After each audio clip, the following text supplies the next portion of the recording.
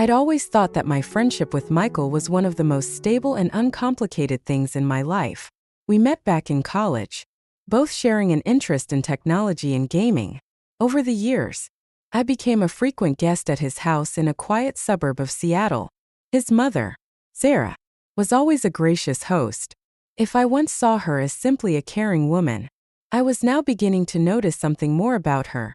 Her charm, confidence, and gentle smile created an aura that was hard to look away from.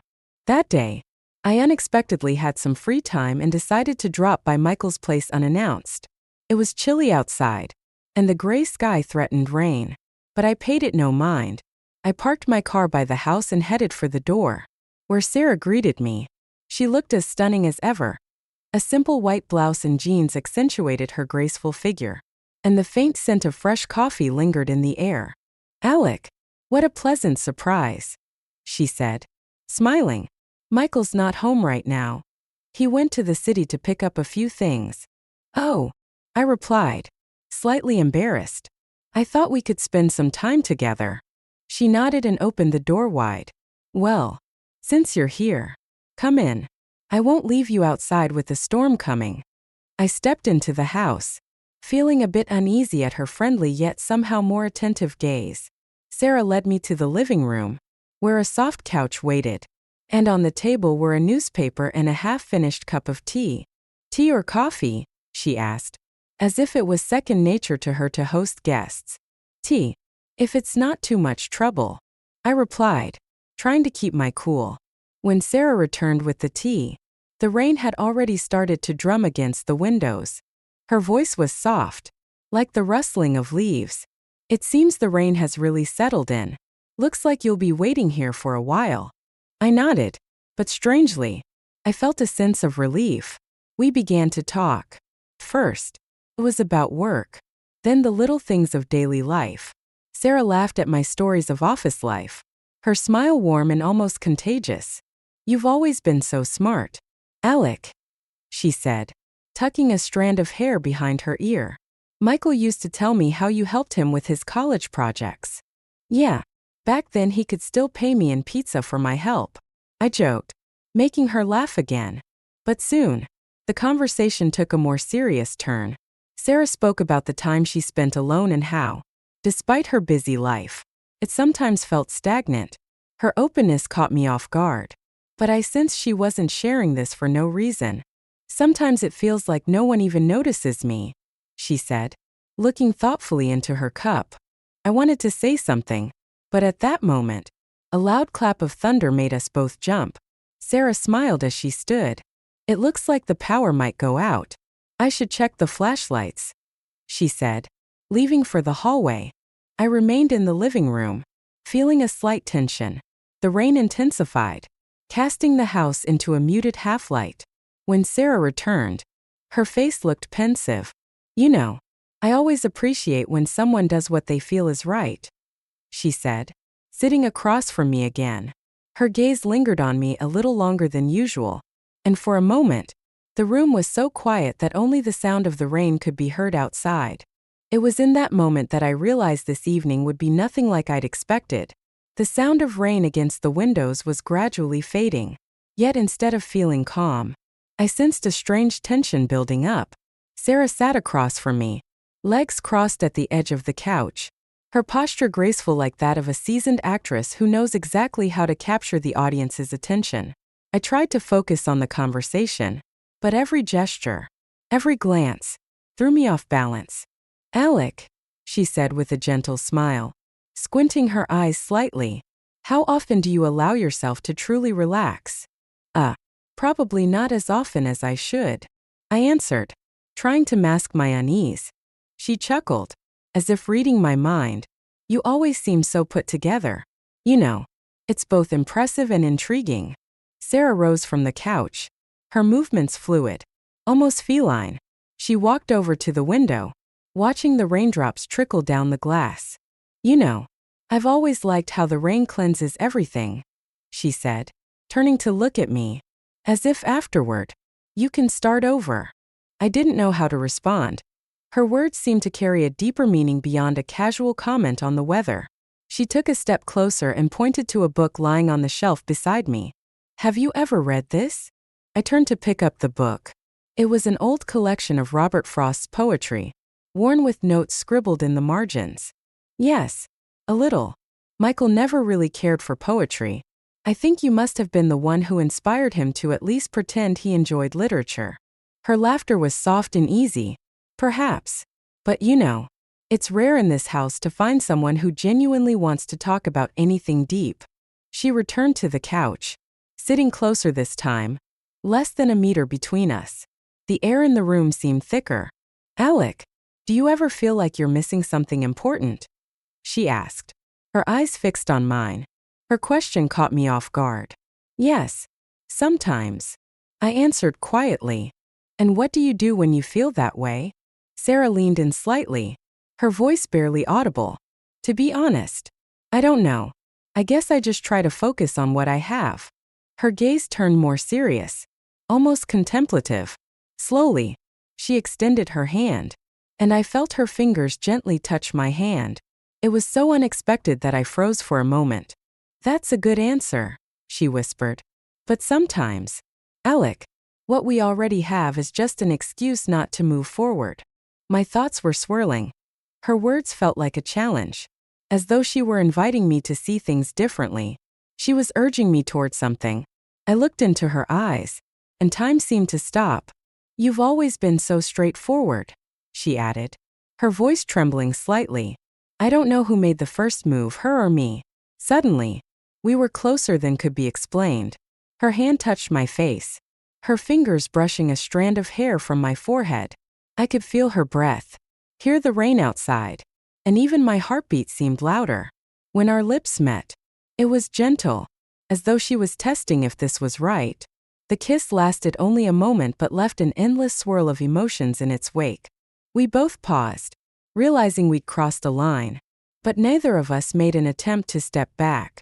Sarah, I began, but the words stuck in my throat. She smiled slightly, her eyes filled with warmth mixed with a hint of sadness. You're a good person, Alec, she said softly, standing up from the couch. And now, I need to check if the porch is wet.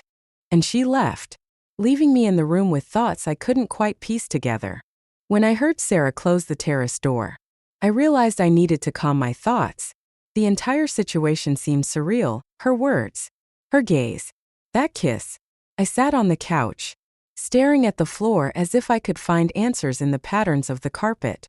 Outside, the rain continued to pour down, the rhythmic sound of raindrops the only thing anchoring me back to reality.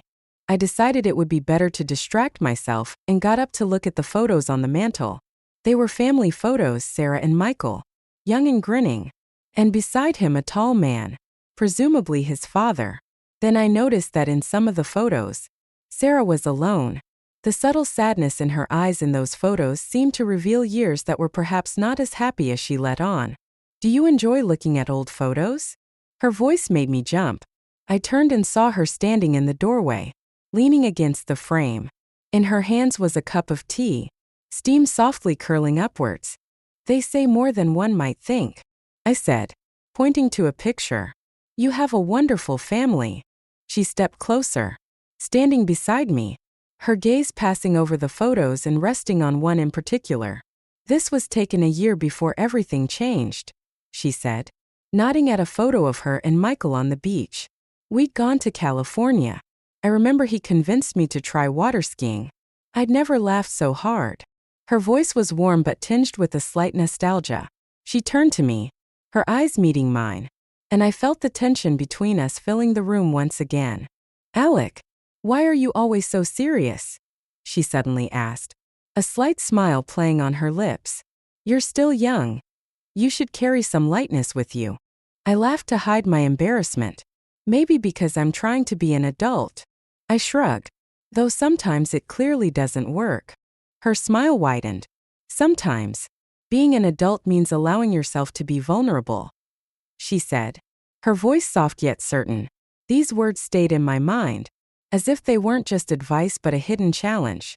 Sarah took a step back, as though inviting me to follow her. Come on, she said. Let's make sure the guest room is ready. We went upstairs, and I suddenly noticed how quiet the house was. The sound of the rain was muted, and each step on the wooden floor seemed louder than it should. Sarah opened the door to the room where I was to stay the night. It's been a while since I've prepared this room, she admitted as we walked in. I hope it's still in order. I followed her, taking in the simple but cozy bedroom. The bed was made with a white bedspread, a nightstand with a small lamp beside it. Sarah leaned over to straighten the pillows, and in that moment, everything that had happened earlier flooded over me. Sarah, I began, and she turned to me, surprised. For a moment, we just looked at each other, her confident expression shifting to something else, expectation mixed with doubt. It was a moment that could go either way. It's hard to explain, but I stopped, unsure how to continue. There's no need to explain. Alec, she interrupted softly, and before I knew what was happening, she took a step forward. I felt her hand gently touch my cheek. It was so unexpected that I froze. But as her gaze met mine, I knew I couldn't back away now. We drew closer, and our lips met again. But this time there was no hesitation. This kiss was slow, warm, and deep, as though each of us was trying to convey something that words couldn't express. When she pulled back, her eyes searched mine. "Are you sure you're ready for this?" she whispered. I nodded, and instead of speaking, I pulled her closer, feeling as if the walls of the small bedroom were becoming our own world. The next morning, I woke to the sound of thunder. The light outside the window was dim, and the rain continued to tap lazily against the roof. First, I didn't recognize where I was until I saw the familiar white bedspread in the guest room Sarah had shown me the night before. Memories from the previous night flooded back, her words, her touch, that moment that had changed everything. I felt both exhilarated and empty. Sarah wasn't in the room. I sat up, trying to clear my head. The clock on the wall showed it was 7 in the morning. From downstairs, I heard the faint sound of the radio, and the smell of fresh coffee drifted through the air. I dressed quickly and headed down, still sorting through the confusion of my thoughts. She stood by the kitchen counter, carefully pouring coffee into 2 mugs. She wore a soft gray sweater, looking calm, as if the night that had turned our lives upside down had only been a dream. "Good morning," she said with a gentle smile as she noticed me. "Did you sleep well?" I nodded, stepping closer. Her voice was as calm as ever, but I noticed a subtle unease in her movements. We hadn't spoken about what had happened, and everything that hung between us felt like an invisible knot neither of us knew how to untie. "Sarah," I started, but she raised a hand, stopping me. "Let's just have breakfast," she said with a slight sigh. "There's still time to talk." She set a cup of coffee in front of me, and we sat down at the table.